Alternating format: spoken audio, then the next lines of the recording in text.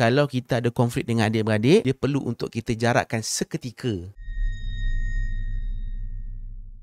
Ada kes yang saya terima dalam satu rumah, menantu duduk dengan mertua. So, bila duduk dengan mertua, menantu, memang diorang sayang, rapat, kasih, mengasihi, okey satu rumah.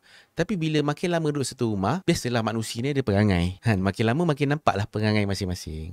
Jadi, makin lama makin bergaduh. Jadi, apa solution dia? Put a gap. Jadi, menantu ni, daripada hari-hari pendam perasaan, rasa marah, rasa benci, rasa macam tak suka, bila pindah keluar je rumah, elok balik relationship tu. Sebab kadang-kadang manusia ni dia perlukan ruang, perlukan jarak untuk menguruskan konflik. Dia ibarat macam ni dengan adik-beradik ni. Dia ibarat satu benang, bila kita gumpal, kan? Bila kita gumpal kan? Macam mana nak leraikan benang tu?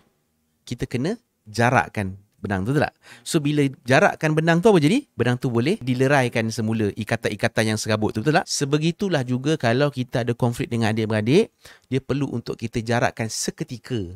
Jarak tu bukan maksudnya kita putuskan silaturahim, tapi jarakkan tu supaya kita tidak berkonflik dan masing-masing ambil masa untuk muhasabah dan refleksi.